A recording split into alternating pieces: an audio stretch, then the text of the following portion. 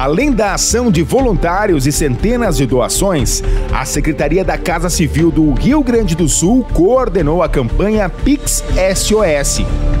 Mais de 142 milhões de reais foram arrecadados, 133 investidos no estado. O restante ainda não foi distribuído. Nós revisitamos pontos que ficaram marcados na memória de todos os brasileiros naquele ano. Na capital gaúcha, a rodoviária, por exemplo, que ficou totalmente alagada e só retomou as operações após um mês. A Estação Farrapos, pela qual a nossa reportagem passou de barco em 2024.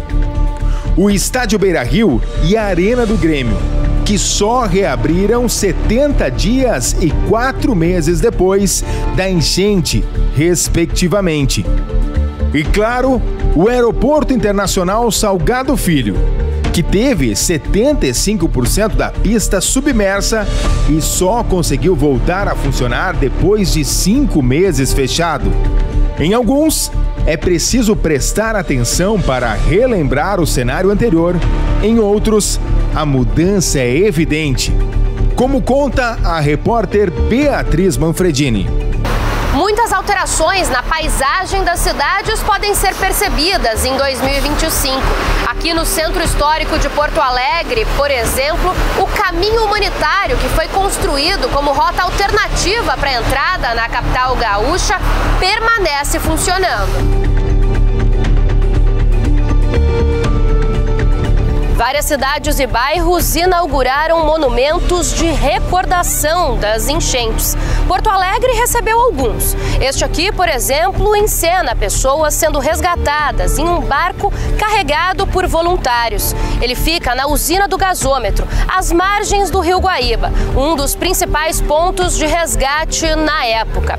Agora, olhando para frente, a preocupação da população está concentrada em obras de contenção para evitar extravasamento dos rios. Mas o Rio Grande do Sul está preparado para possíveis novas enchentes? Fernando Meirelles, que atua no Instituto de Pesquisas Hidráulicas da Universidade Federal do Rio Grande do Sul, afirma que até agora o Rio Grande do Sul não possui um plano contra enchentes concreto. E indica que os problemas não foram solucionados, já que a maior parte ainda está na fase burocrática e não há previsão de implementação. A compreensão dos desastres naturais, ela começou a ser trabalhada efetivamente no Rio Grande do Sul com a construção de uma política estadual. Essa política estadual foi construída entre 2015 e 2017. Ela não foi aprovada, não foi implantada, mas o documento já existe. Então, assim, qualquer outra observação sobre um evento extremo que não existia um plano de enchentes, não existe plano de enchentes, né, para nenhuma região do estado. Existe o projeto de proteção de cheias de Porto Alegre, que é lá da década de 60, implantado na década de 70.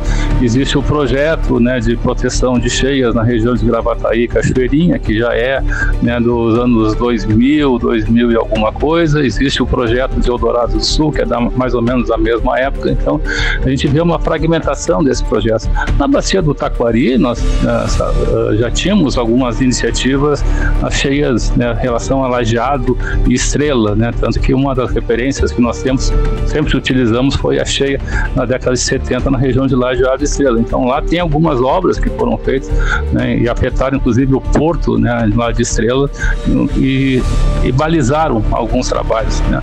Mas um plano de enchentes, né, para o Rio Grande do Sul, né, não existe assim um plano, né, completo ou por bacia, né, existe por regiões, né. Então o mais concreto é o da região metropolitana, né, que vai pegar então obras em Porto Alegre. Depois nós temos um outro projeto que é na bacia, na cidade de São Leopoldo, né, que também está sendo revisto. Então, em termos de obras de contenção de cheias, né, são essas duas cidades que tinham uma estrutura e alguma coisa lá na região de Estrela e Lajeado. Então, não se trabalhou até o momento com um plano de ação emergencial de cheias, a não ser na política, né, na política estadual de gestão de risco de desastres e no zoneamento, né, econômico-ecológico, que também foi tratado isso, alguma coisa sobre isso. mas assim um plano geral organizado ou uma estrutura que coordene, né, o Estado não tinha e até hoje não tem. O que nós temos que fazer agora no momento é analisar o quadro de mudanças climáticas. Obra ou não obras é consequência de uma decisão se nós vamos, né, tentar conviver com o problema de uma enchente e aí faremos obras, né, para reduzir a nossa vulnerabilidade, ou se nós vamos mudar a nossa lógica de ocupação de algumas áreas, né, ou seja, não ocupar áreas sujeitas à inundação frequente, né, ou que vão piorar agora com as mudanças climáticas do cenário que se aproxima. Então, a obra é uma consequência, né, de um estudo da compreensão do evento, né? Então, isso é que nós temos que fazer agora. Quais são as bacias que têm uma condição que pode ser afetada mais duramente, né, em relação a enchentes, né? O Brasil tem uma lógica de que bacias que foram afetadas, né, a gente começa a monitorar. Então, a gente vê muitas estações do Centro Nacional de Monitoramento e Alerta de Desastres Naturais, CEMADEM, que estão em bacias que sofreram, né, no passado algum desastre. Então, começam a monitorar, né? O Serviço Geológico Brasileiro também começa a fazer um certo monitoramento em bacias que já ocorreram desastres, né? Como a bacia do próprio Taquariante, a bacia do Caí. Aqui nós temos um monitoramento mais apurado, né? Mais frequente dessas bacias.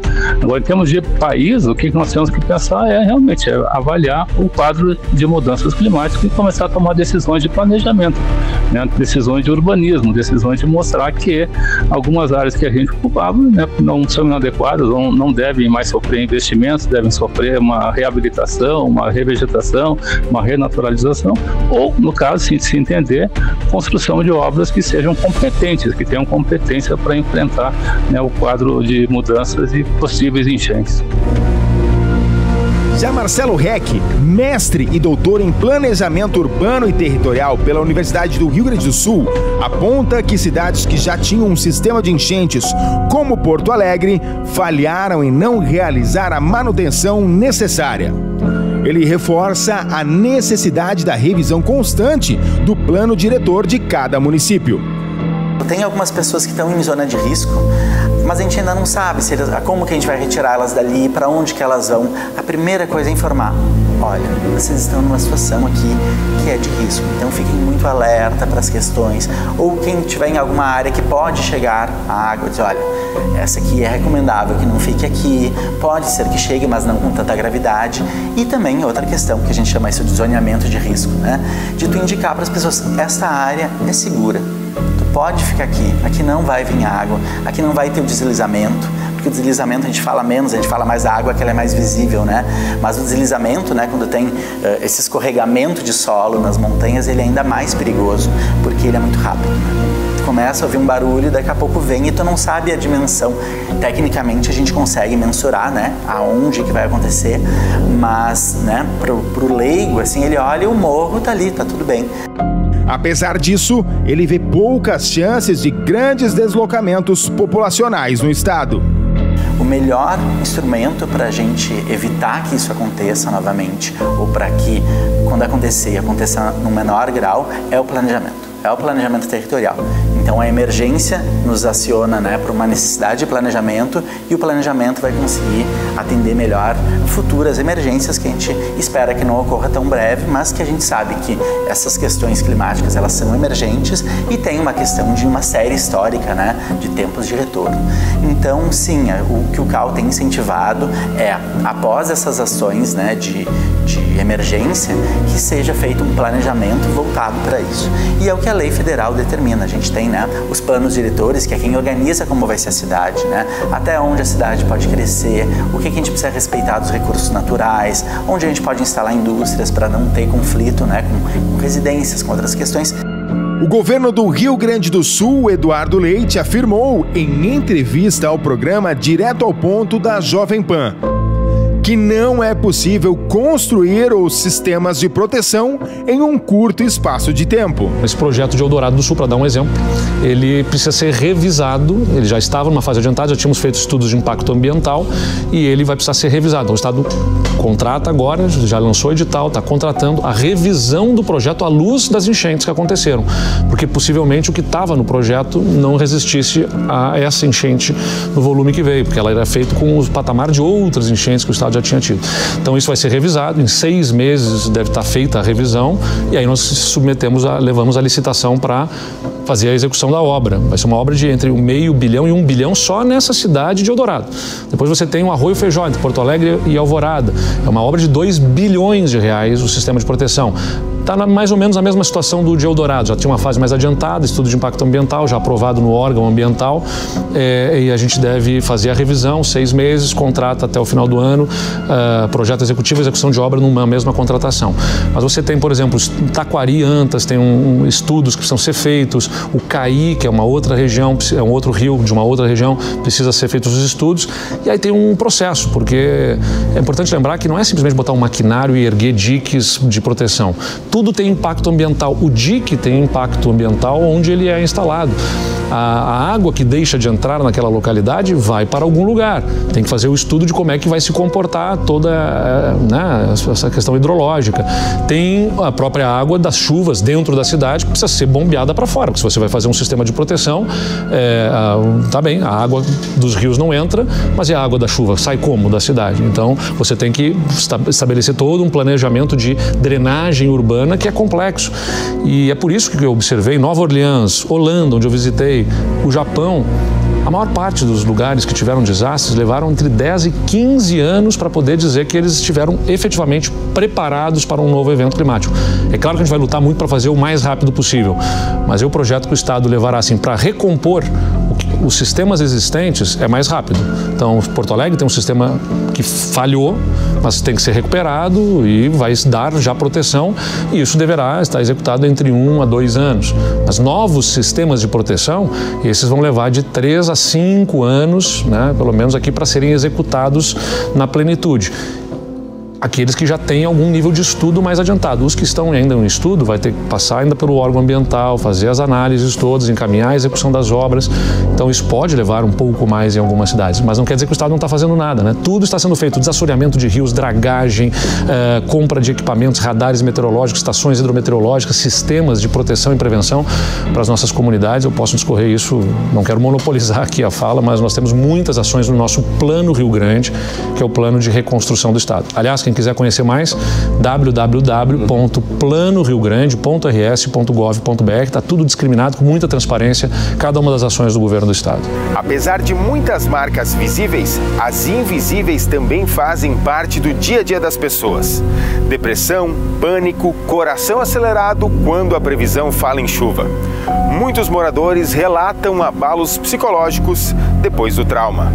A Nilza, moradora de São Leopoldo, na região metropolitana, ainda não superou os traumas causados pela enchente. Existem perdas que não têm estrutura física e nem dinheiro no mundo capaz de recuperar. Os teus pertences, memória, livros que eu tinha horríveis. Eu acho que eu mais senti. O meu cachorro morreu. Ele estava cego e surdo. Então, ele morreu, a água veio, acho que ele afogou, tadinho, estava boiando aqui. E eu desesperada. A minha vizinha de Sobrada disse, eu estou vendo, mas eu acho que ele está trancado na corrente. Eu disse, não, ele não estava na corrente. Aí, passou uns 2 dias, eles conseguiram pular e levaram ele, não sei para onde. Só tinha água, né? Tadinho. E não tinha como levá-lo, porque abrigo, então nada, não tinha nada. E não é perda de roupa, isso aí a gente ganhou, é perda da identidade da gente. Eu acho que a identidade da gente vai junto ali. E não é só eu, tem gente muito piores, né? Que inclusive a gente ajudou aqui, né? Houve muito mutirão aqui na rua, porque não veio as coisas como disseram, não.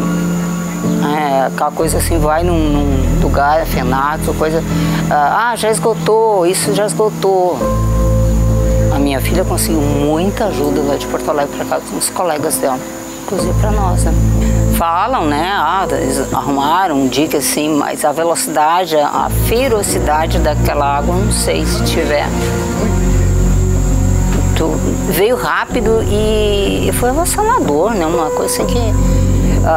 nós saímos naquela madrugada, não tinha água aqui, né?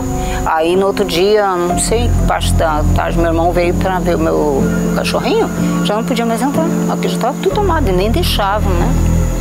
Aí ele morreu afogado. Assim foi o pessoal que perdeu o carro, perdeu tudo, porque não acreditaram na altura da água. Não tiraram pensando, né? ali no Posto Shell, o pessoal saindo daqui, Posto Shell é onde tem depois da igreja, dita lá em cima, né? Lá entrou água. O pessoal deixaram carros ali e foi assim, estragaram carros, né? Marcas que a Nilza vai guardar para sempre de diferentes formas. Esse cheiro, nossa, insuportável, podre. Fizeram uma acumulação para levar para Gravataí dos entulhos, né? Aqui à direita, ali depois do colégio, tinha um depósito desse, horrível. Parece carne humana, coisa assim, sabe? Horrível. Aqui sim, como eu te falei, essa rua ela tá quase intransitável de tanto entulho. Isso foi repetido às vezes, buscava, porque estava tudo novo. Não é bom lembrar isso.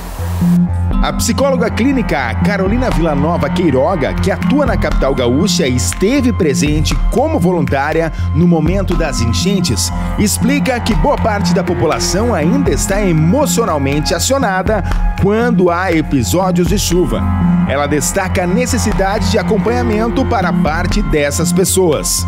Já de início, a gente sabe que as pessoas que têm mais risco emocional pós uma situação de crise, uma catástrofe climática como a nossa, são as pessoas que têm algum fator de risco prévio, seja sintomatologia de saúde mental prévia ou até mesmo um risco psicossocial. Então, o que a gente observa hoje é que justamente as pessoas com menor poder aquisitivo e que foram mais afetadas, né, diretamente, seja por bens materiais ou perda de pessoas próximas, são as pessoas que estão ainda enfrentando sintomas ou daqui a pouco até quadros patológicos mais intensos decorrentes dessa situação, que já vai fazer um ano, né?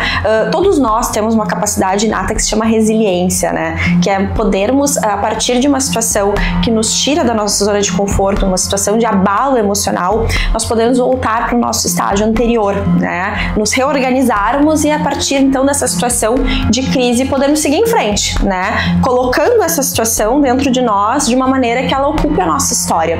Mas às vezes quando nós somos muito intensamente afetados e justamente já possuímos esses fatores de risco prévio, a gente tem mais dificuldade de acionar então esses recursos de enfrentamento que todos nós temos. Então algumas pessoas que foram muito abaladas, algumas inclusive nem recuperaram essas coisas ainda, né? Tiveram que se realocar, perderam toda aquela, a gente chama de luto pelo mundo presumido. Então aquilo que elas tinham de organização, né, da vida delas, a certeza que elas tinham de ter a casa, de ter as suas coisas, de ter a sua família, isso não existe mais, né? Então essas pessoas que enfrentam de uma maneira mais direta essas questões são as pessoas que ainda estão em sofrimento e ainda estão enfrentando então as questões decorrentes das enchentes. Em junho do ano passado, uma pesquisa da URGS apontou que a ansiedade afetava 9 em cada 10 moradores do Rio Grande do Sul. O trabalho emocional pela frente também é longo.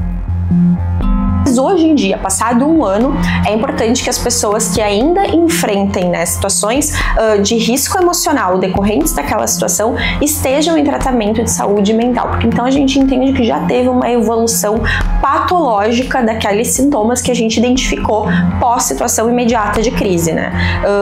Como um todo, acho que a nossa população ainda está acionada. Eu digo acionada porque a gente imagina que em algum momento pode ter uma outra enchente, né? Talvez não nas mesmas proporções, mas a gente sabe que quando chove muito forte, né, aqui em Porto Alegre ou no interior do estado, as pessoas ficam emocionalmente abaladas, mas isso não é um quadro patológico. Agora, quem tem sintomatologia ainda, seja de transtornos relacionados ao estresse ou qualquer outro, né, decorrente então desse evento, precisa estar em tratamento psicológico. No Vale do Taquari, uma das regiões mais atingidas, bairros como Passo de Estrela foram brutalmente atingidos e em parte devastados. O temporal passou por aqui devastando tudo. Não sobraram casas, nem ruas e muito menos qualquer tipo de pavimentação. É como se o lugar nunca tivesse existido. Passo de Estrela será reconstruído do zero para abrigar cerca de 2.000 habitantes que residiam aqui. Ainda leva tempo e falta muito, mas a notícia não deixa de dar uma ponta de esperança em quem passa por aqui. Esperança, inclusive, que continua sendo a palavra que move a Carla, a Andressa, a Maria, o Mário, o Sérgio, a Vanessa, a Cirlei, o Leonardo. e tantos outros nomes e lugares afetados por um estado tomado pela água e que lutam um ano depois para retomar a vida. Não tem sido fácil, mas eles têm uma certeza: não vão desistir de tentar. Eu acho que resiliência, né, sem dúvida nenhuma, é o termo que mais se amplificou do povo gaúcho, principalmente. Então eu prefiro ficar aqui, me fortalecer aqui, que nem eu te disse, Mussum é uma cidade pequena, ela não vai acabar, ela vai voltar mais forte. E eu quero estar junto, eu quero estar daqueles lá que caiu com ela e se levantou com ela, né?